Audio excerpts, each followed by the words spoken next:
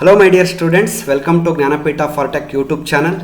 ಈ ಒಂದು ವಿಡಿಯೋದಲ್ಲಿ ಈ ಡಿಪ್ಲೊಮಾ CET 2024ನ ಎಕ್ಸಾಮ್ನ IT ಸ್ಕಿಲ್ ಸಬ್ಜೆಕ್ಟ್ನ 20 ಕ್ವಶನ್ಸ್ಗಳಿಗೆ ನಾನು ನಿಮಗೆ ಆನ್ಸರ್ಸನ್ನು ಎಕ್ಸ್ಪ್ಲೈನ್ ಮಾಡ್ತಾ ಹೋಗ್ತೀನಿ ಮತ್ತು ಆ ಕೀ ಆನ್ಸರ್ಸ್ಗಳನ್ನ ಕೊಡ್ತಾ ಹೋಗ್ತೀನಿ. ಇದು ಕ್ವಶನ್ ಪೇಪರ್ ಕೋಡ್ A4ನ ಕ್ವಶನ್ಸ್ಗಳಿಗೆ ನಾನು ಆನ್ಸರ್ ಮಾಡಿರ್ತಕ್ಕಂಥದ್ದು. IT ಸ್ಕಿಲ್ಸ್ ತುಂಬ ಈಸಿ ಇದೆ, ನೀವೆಲ್ಲರೂ ಕೂಡ ಚೆನ್ನಾಗಿ ಆನ್ಸರ್ ಮಾಡಿದ್ದೀರಾ ಅಂತ ಅಂದ್ಕೊಳ್ತೀನಿ. ಇನ್ನೊಂದು ಸಲ ಈ ವಿಡಿಯೋನ ನೋಡಿ ಕನ್ಫರ್ಮ್ ಮಾಡ್ಕೊಳ್ಳಿ ನಿಮ್ಗೆ IT ಸ್ಕಿಲಲ್ಲಿ ಎಷ್ಟು ಮಾರ್ಕ್ಸ್ಗಳು ಬಂದಿದ್ದಾವೆ ಅಂತ. ಹಾಗಾದ್ರೆ ಬನ್ನಿ, this is the key answers. IT skill ಸಬ್ಜೆಕ್ಟ್ಸಲ್ಲಿ 21ರಿಂದ 40ನೇ ಕ್ವಶನ್ಸ್ ತನಕ IT ಸ್ಕಿಲ್ಸ್ ಕ್ವಶನ್ಸ್ಗಳಿದ್ವು. ಅದು ಪೇಪರ್ ಕೋಡ್ A4ನಲ್ಲಿ. ಹಾಗಾದರೆ ಏನೆಲ್ಲ ಆಪ್ಷನ್ಸ್ಗಳು ಸರಿ ಇದ್ದಾವೆ ಈ ಕ್ವಶನ್ಸ್ಗಳಿಗೆ ಅಂತ ನೋಡ್ತಾ ಹೋಗೋದಾದರೆ, ದೀಸ್ ಆರ್ ದ ಆನ್ಸರ್ಸ್. 21ನೇ ಕ್ವಶನ್ಗೆ 3 ಆಪ್ಷನ್ ಸರಿ ಆದರೆ, 22ನೇ ಕ್ವಶನ್ಗೆ 4, 23 3, 24 2, 25ನೇ ಕ್ವಶನ್ಗೆ 4, 26 2, 27 3, 28 4, 29 3, 30 3, 31 4, 32 2, 33 4, 34 4, 35 2, 36 4, 37 3, 38 2, 39ನೇ ಕ್ವಶನ್ಗೆ 4, 40ನೇ ಕ್ವಶನ್ಗೆ ಆಪ್ಷನ್ 3 ಈಸ್ ಕರೆಕ್ಟ್. ಹಾಗಾದರೆ ಈ ಆಪ್ಷನ್ಸ್ಗಳು ಯಾಕೆ ಸರಿ, ನಿಮ್ಗೇನಾದರೂ ಡೌಟ್ಸ್ಗಳಿದಾವೆ, ಇದನ್ನೆಲ್ಲದನ್ನು ಎಕ್ಸ್ಪ್ಲೇನ್ ಮಾಡ್ತಾ ಹೋಗ್ತೀನಿ. ಈಗ ಒಂದೊಂದೇ ಕ್ವಶನ್ಸ್ನ ನೋಡ್ತಾ ಹೋಗೋಣ, ಯಾಕೆ ಈ ಆಪ್ಷನ್ಸ್ಗಳು ಸರಿ ಅಂತ. ನಿಮಗೆ ಡೌಟ್ಗಳಿದ್ದರೆ ಇಲ್ಲೇ ಕ್ಲಾರಿಫೈ ಮಾಡ್ಕೊಂಬಿಡಿ. ಫಸ್ಟ್ ಕ್ವಶನ್ ನೋಡೋದಾದರೆ 21ನೇ question, what is the output of the following code? A is equal to 10, if A is greater than 1 then print 20, else print 10 ಅಂತ ಇದೆ. A ಅನ್ನೋದು 10ಕ್ಕೆ ಸಮ ಆಗಿದೆ, 10 is greater than 1, ಎಸ್. ಹಾಗಾಗಿ ಇಫ್ ಕಂಡೀಷನ್ ಒಳಗಡೆ ಬರುತ್ತೆ, ಪ್ರಿಂಟ್ 20 ಅಂತ ಪ್ರಿಂಟ್ ಆಗುತ್ತೆ. ಹಾಗಾಗಿ ಆಪ್ಷನ್ 3 ಈಸ್ ಕರೆಕ್ಟ್ ಆನ್ಸರ್, 20 ಅಂತ ಪ್ರಿಂಟ್ ಆಗುತ್ತೆ. 22ನೇ ಕ್ವಶನ್ ನೋಡೋದಾದರೆ, the symbol use to connect 2 parts of big flow chart is. 2 flow ಚಾರ್ಟ್ಗಳನ್ನು ಕನೆಕ್ಟ್ ಮಾಡಲಿಕ್ಕೆ ಅಥವಾ ಫ್ಲೋ ಚಾರ್ಟ್ನ 2 ಪಾರ್ಟ್ಸ್ಗಳನ್ನು ಕನೆಕ್ಟ್ ಮಾಡಲಿಕ್ಕೆ ಯಾವ ಒಂದು ಸಿಂಬಲ್ನ ಯೂಸ್ ಮಾಡ್ತೀವಿ? Oval, start and end of the flow chart. Rectangle, ಅದು ಪ್ರೋಸೆಸ್ಸನ್ನು ಹೇಳುತ್ತೆ ಅಥವಾ ಪ್ರೋಸೆಸ್ಸನ್ನು ಹೇಳುತ್ತೆ. ಡೈಮಂಡ್, ಡಿಸಿಷನ್ ಮೇಕಿಂಗಿಗೆ ಹೇಳ್ತೀವಿ. Circle is the correct option. Circle ಸಿಂಬಲನ್ನು 2 ಪಾರ್ಟ್ಗಳನ್ನು ಜೋಡಿಸ್ಲಿಕ್ಕೆ ನಾವು ಕನೆಕ್ಟ್ರಾಗಿ ಯೂಸ್ ಮಾಡ್ತೀವಿ. ಹಾಗಾಗಿ option 4 is correct. Which symbol is used to represent start or stop in a flow chart? ನಾನು ಈಗ ತಾನೇ ಹೇಳಿದೆ, ಓವಲ್ ಸಿಂಬಲನ್ನು ಸ್ಟಾರ್ಟ್ ಅಥವಾ ಸ್ಟಾಪಿಗೆ ಯೂಸ್ ಮಾಡ್ತೀವಿ. ಹಾಗಾಗಿ 23ನೇ ಕ್ವಶನ್ಗೆ ಆಪ್ಷನ್ 3 ಈಸ್ ಕರೆಕ್ಟ್ ಆನ್ಸರ್. 24ನೇದು, what does CSS stands for? Colourful style sheet, cascading style sheet, creative style sheet, computer style sheet. ನಿಮಗೆಲ್ಲ ಗೊತ್ತಿದೆ, CSS means cascading style sheet. ಹಾಗಾಗಿ option 2 is correct answer. Option 25th question ನೋಡೋದಾದರೆ, which of the following is not a web browser? ಈ 4 ಆಪ್ಷನ್ಗಳಲ್ಲಿ ಯಾವುದು web browser ಅಲ್ಲ. Google Chrome web browser, Netscape Navigator web browser, Safari ಕೂಡ web browser. ಆದರೆ Apache ಅಂತಕ್ಕಂಥದ್ದು server ಇದು, ಹಾಗಾಗಿ ವೆಬ್ ಬ್ರೌಸರ್ ಅಲ್ಲ. ಹಾಗಾಗಿ 25ಕ್ಕೆ option 4 is correct answer. 26th question ನೋಡೋಣ, what is the correct syntax to change the background colour with CSS use ಮಾಡಿ ನೀವೇನೇ ಬ್ಯಾಕ್ಗ್ರೌಂಡ್ ಕಲರ್ನ ಚೇಂಜ್ ಮಾಡಬೇಕು ಅಂದರೆ ಏನು ಸಿಂಟ್ಯಾಕ್ಸ್ ಅಂತ ಕೇಳ್ತಿದ್ದಾನೆ. Syntax option 2 is correct answer. Background -colour :purple. Okay, this is the correct answer for this 26th question. Okay, next 27th, which HTML tag gives a scrolling effect of a given text? ನಮ್ಮ HTML scroll ಆಗಬೇಕು text ಅಂದರೆ ಯಾವ ಟ್ಯಾಗನ್ನು use ಮಾಡ್ತೀರಾ? Scroll ಮತ್ತು effect ಅಂತ ನಮಗೆ ಟ್ಯಾಗ್ಗಳಿಲ್ಲ. ಡಿವ್ ಅಂತ ಟ್ಯಾಗ್ ಇದೆ, but that is not used for scrolling effect. Marquee tag ಅಂತಕ್ಕಂಥದ್ದನ್ನು ಯೂಸ್ ಮಾಡಿದ್ರೆ ನಿಮ್ಮ ಟೆಕ್ಸ್ಟ್ ಸ್ಕ್ರೋಲ್ ಆಗ್ತಾ ಇರುತ್ತೆ. ಹಾಗಾಗಿ option 3 is correct answer. Next, ERP package will handle dash business functionality. ERP ಅಂತಕ್ಕಂಥದ್ದು ಎಷ್ಟು ಬಿಸ್ನೆಸ್ ಫಂಕ್ಷನಾಲಿಟಿನೇ ಹ್ಯಾಂಡ್ಲ್ ಮಾಡುತ್ತೆ. ERP ಅಂದರೆ ಎಂಟರ್ಪ್ರೈಸ್ ರಿಸೋರ್ಸ್ ಪ್ಲಾನಿಂಗ್ ಅಂತಕ್ಕಂಥದ್ದು ಮಲ್ಟಿಪಲ್ ಬಿಸ್ನೆಸ್ ಫಂಕ್ಷನಾಲಿಟೀಸ್ನ ಹ್ಯಾಂಡ್ಲ್ ಮಾಡೋದಕ್ಕೆ ಯೂಸ್ ಮಾಡ್ತೀವಿ. ಇನ್ವಾಯ್ಸ್ ಇರ್ಬೋದು, ಇನ್ವೆಂಟ್ರಿ ಇರ್ಬೋದು, ಬಿಲ್ಲಿಂಗ್ ಇರ್ಬೋದು, ರಿಕ್ರೂಟ್ಮೆಂಟ್ ಇರ್ಬೋದು, ಎಲ್ಲ ಸಾಫ್ಟ್ವೇರ್ಸ್ಗಳನ್ನು ಕೂಡ ಇದು ಹ್ಯಾಂಡ್ಲ್ ಮಾಡುತ್ತೆ. ಹಾಗಾಗಿ ಮಲ್ಟಿಪಲ್ ಬಿಸ್ನೆಸ್ ಫಂಕ್ಷನಾಲಿಟೀಸ್. 28ಗೆ 4 is the correct answer.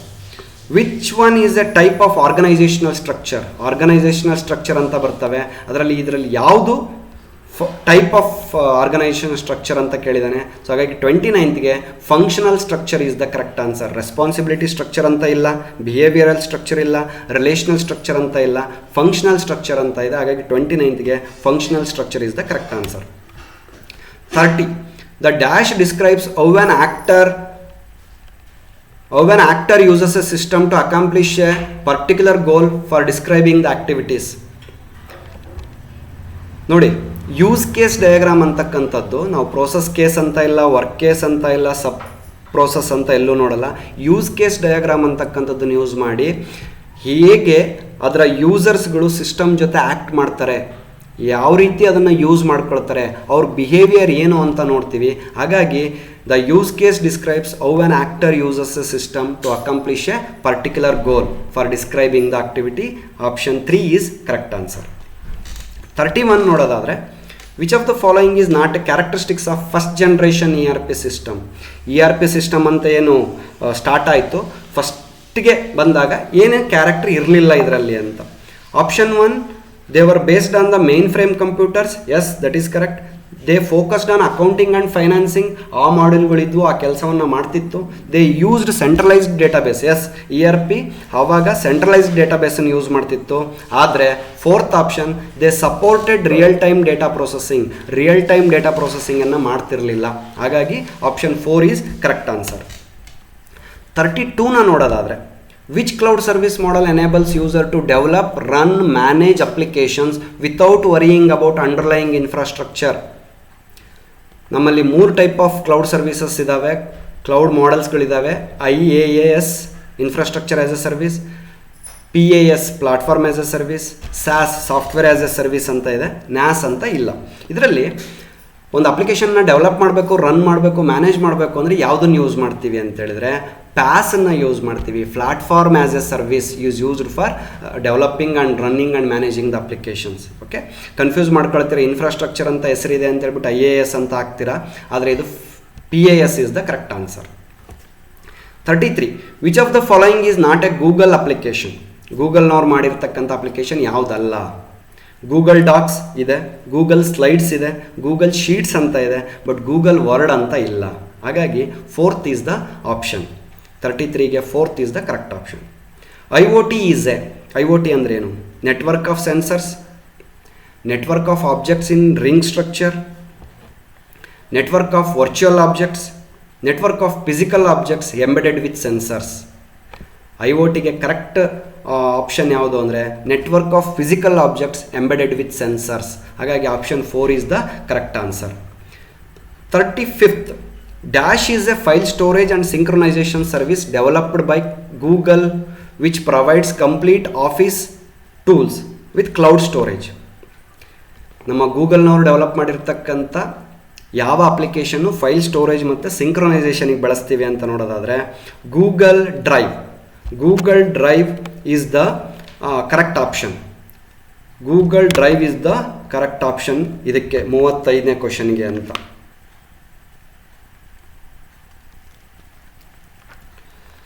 Next 36, which of the following is not A security issue in personal computer. ನಮ್ಮ ಪರ್ಸ್ನಲ್ ಕಂಪ್ಯೂಟರಲ್ಲಿ ಏನೇನೆಲ್ಲ ಸೆಕ್ಯೂರಿಟಿ ಇಶ್ಯೂಸ್ ಬರ್ತವೆ ಅಂತ ಗೊತ್ತಿದೆ, ಆದರೆ ಇಲ್ಲಿ ಯಾವುದು ಅಲ್ಲ ಅಂತ ಕೇಳಿದ್ದಾನೆ. ರ್ಯಾನ್ಸಮ್ವೇರ್ ಅಟ್ಯಾಕ್ ಬರ್ಬೋದು, ಡೇಟಾ ಬ್ರೀಚ್ ಆಗ್ಬೋದು, ಕೋಡ್ ಇಂಜೆಕ್ಷನ್ ಮಾಡ್ಬೋದು. ಆದರೆ IoT ಅಂತಕ್ಕಂಥದ್ದು it is not A breach ಅಥವಾ ಇದು ಇಶ್ಯೂ ಅಲ್ಲ. ಹಾಗಾಗಿ option 4 is correct answer. Which of the following is not A firewall. Firewall ಅಂತ ಕೇಳಿದ್ದೀರಾ, ಇದನ್ನು ಸೆಕ್ಯೂರಿಟಿನಲ್ಲಿ ಯೂಸ್ ಮಾಡ್ತೀವಿ. ಪ್ಯಾಕೆಟ್ ಫಿಲ್ಟ್ರಿಂಗ್ ಫೈರ್ವಾಲ್ ಅಂತ ಇದೆ, ಸ್ಟೇಟ್ಫುಲ್ ಇನ್ಸ್ಪೆಕ್ಷನ್ ಫೈರ್ವಾಲ್ ಅಂತ ಇದೆ, ಸರ್ಕ್ಯೂಟ್ ಲೆವೆಲ್ ಗೇಟ್ವೇ ಅಂತ ಇದೆ, ಬಟ್ ಪಾಂಡಾ ಅಂತ ಇಲ್ಲ. ಹಾಗಾಗಿ option 3 is correct answer for 37th. 38, S in HTTPS stands for. HTTP ಅಂತಕ್ಕಂಥದ್ದು ಪ್ರೋಟೋಕಾಲ್, ನೀವೆಲ್ಲ ಇಂಟರ್ನೆಟ್ ಯೂಸ್ ಮಾಡ್ಬೇಕಾದ್ರೆ ನೋಡಿದ್ದೀರಾ. HTTP ಅಂದರೆ ಹೈಪರ್ ಟೆಕ್ಸ್ಟ್ ಟ್ರಾನ್ಸ್ಫರ್ ಪ್ರೋಟೋಕಾಲ್ ಅಂತ ಗೊತ್ತು, ಆದರೆ HTTPS ಅಂದರೆ ಏನು? ಎಸ್ ಅಂದರೆ ಇಲ್ಲಿ ಸೆಕ್ಯೂರ್ ಅಂತ ಅರ್ಥ. ಹಾಗಾಗಿ 38ಕ್ಕೆ 2ನೇ ಆಪ್ಷನ್ನು ಕರೆಕ್ಟ್ ಆನ್ಸರ್ ಆಗಿದೆ. 39ನೇ ನೋಡೋಣ. The process use to get an output 43205 from a given input DCET is. DCET ಅಂತಕ್ಕಂಥ ಒಂದು ಟೆಕ್ಸ್ಟನ್ನು ಯಾವುದೋ ಒಂದು ನಂಬರಿಗೆ ಕನ್ವರ್ಟ್ ಮಾಡ್ತಕ್ಕಂಥ ಪ್ರೋಸೆಸ್ಗೆ ಏನಂತ ಕರೀತಾರೆ? ಇದಕ್ಕೆ ಎನ್ಕ್ರಿಪ್ಷನ್ ಅಂತ ಕರಿತೀವಿ. ಎನ್ಕ್ರಿಪ್ಷನ್ ಅಂತ ಹೇಳಿದರೆ ಡೇಟಾನ ಒಂದು ಫಾರ್ಮಿಂದ ಇನ್ನೊಂದು ಫಾರ್ಮಿಗೆ, ನಾನ್ ರೀಡಬಲ್ ಫಾರ್ಮಿಗೆ ಕನ್ವರ್ಟ್ ಮಾಡೋದಕ್ಕೆ ನಾವೇನಂತ ಕರಿತೀವಿ, ಎನ್ಕ್ರಿಪ್ಷನ್ ಅಂತ ಕರಿತೀವಿ. ಆದರೆ ನನಗೆ ಇನ್ನೊಂದು ಡೌಟ್ ಇದೆ, ಆ್ಯಶಿಂಗ್ ಕೂಡ ಆಗ್ಬೋದು ಅಂತ ಡೌಟ್ ಇದೆ. ಬಿಕಾಸ್ ಎನ್ಕ್ರಿಪ್ಷನ್ ಅಂದರೆ ಹ್ಯೂಮನ್ ನಾನ್ ರೀಡಬಲ್ ಫಾರ್ಮಿಗೆ ಹೋಗುತ್ತೆ ಡೇಟಾ, ಅದು ರೀಡ್ ಮಾಡೋಕ್ಕೆ ಬರಲ್ಲ, ಆ ಥರ ಫಾರ್ಮಿಗೆ ಹೋಗೋದಕ್ಕೆ ಎನ್ಕ್ರಿಪ್ಷನ್ ಅಂತೀವಿ. ಬಟ್ ಆ್ಯಶಿಂಗ್ ಅಂದರೆ ಒಂದು ಡೇಟಾನ ಯಾವುದೋ ಒಂದು ಕೋಡಿಗೆ ನಾವು ಆ್ಯಶ್ ಮಾಡೋದಕ್ಕೆ, ಓಕೆ, ಅದಕ್ಕೆ ಆ್ಯಶಿಂಗ್ ಅಂತ ಕರೀತಾರೆ. ಐ ಡೌಟ್ ದಿಸ್ ಎನ್ಕ್ರಿಪ್ಷನ್ನು ಆ್ಯಶಿಂಗ್ ಅಂತ. ಬಟ್ ಆ್ಯಸ್ ಆಫ್ ನೋ ನಿಮಗೆ ಆ್ಯಶಿಂಗ್ ಟೆಕ್ನಿಕ್ ಎಲ್ಲ ಇಲ್ಲ ಇಲ್ಲಿ. ಸೊ ಹಾಗಾಗಿ ನಾನು ಎನ್ಕ್ರಿಪ್ಷನ್ ಅಂತ ಆಪ್ಷನನ್ನು ಹೇಳ್ತಾ ಇದ್ದೀನಿ. ನೋಡೋಣ. 40th, A is equal to 10, B is equal to 20 ಆದರೆ ವಾಟ್ ಈಸ್ ದ ಆನ್ಸರ್ ಅಂತ ಲಾಸ್ಟಿಗೆ ಏನಾಗುತ್ತೆ ಅಂತ ನೋಡಿದರೆ, A is equal to A plus B ಮಾಡಿದಾಗ ಎಗೆ 30 ಬರುತ್ತೆ. ಈಗ B is equal to A minus B ಮಾಡಿದಾಗ A ಅಲ್ಲಿ 30 ಇದೆ, ಮೈನಸ್ B ಅಲ್ಲಿ 20 ಇದೆ. 30 minus 20 is 10 ಆಗುತ್ತೆ. ಈಗ Bಗೆ 10 ಆಯಿತು. A 30 ಇದೆ, B 10 ಇದೆ. ಈಗ A minus B ಮಾಡಿದರೆ, ಸೊ 30 minus 10 ಎಷ್ಟಾಯಿತು, 20 ಆಯಿತು. ಸೊ ಹಾಗಾಗಿ ಎಗೆ 20 ಬಂತು, ಬಿ ಯಲ್ಲಿ 10 ಇದೆ. ಸೊ ಹಾಗಾಗಿ option 3 is correct answer. A is equal to 20, B is equal to 10. So ಹೀಗೆ ಐ ಟಿ ಸ್ಕಿಲ್ಲಲ್ಲಿ ತುಂಬ ಈಸಿ ಕ್ವಶನ್ಸ್ಗಳಿದ್ದಾವೆ. These are the explanation for the options. ಯಾಕೆ ಈ ಆಪ್ಷನ್ಸ್ಗಳು ಸರಿ ಅಂತೇಳಿ ನಿಮ್ಗೇನಾದರೂ ಡೌಟ್ ಇದ್ದರೆ ನೋಡ್ಕೊಳ್ಳಿ ಮತ್ತು ಕ್ಯಾಲ್ಕುಲೇಟ್ ಮಾಡ್ಕೊಳ್ಳಿ, ನೀವು ಎಷ್ಟು ಐ ಟಿ ಸ್ಕಿಲ್ಲಲ್ಲಿ ಎಷ್ಟು ಮಾರ್ಕ್ಸ್ ಬರ್ತವೆ ಅಂತ. Thank you very much. ಮತ್ತೆ ಮುಂದಿನ ವೀಡಿಯೋದಲ್ಲಿ ಸಿಗ್ತೀನಿ. ಮುಂದಿನ ಸಬ್ಜೆಕ್ಟ್ಸ್ಗಳನ್ನ ನಿಮ್ಮ ಮುಂದೆ ತರ್ತೀನಿ, ಅದನ್ನು ಎಕ್ಸ್ಪ್ಲೇನ್ ಮಾಡ್ತೀನಿ. ಅಲ್ಲಿ ತನಕ ನಮ್ಮ ಜ್ಞಾನಪೀಠ ಫಾರ್ಟೆಕ್ ಯೂಟ್ಯೂಬ್ ಚಾನಲ್ಗೆ ಸಬ್ಸ್ಕ್ರೈಬ್ ಆಗಿ ಮತ್ತು ನಿಮ್ಮ ಸ್ನೇಹಿತರಿಗೂ ಕೂಡ ಶೇರ್ ಮಾಡಿ ಅಂತ ಹೇಳ್ತಾ thank you very much. All the best.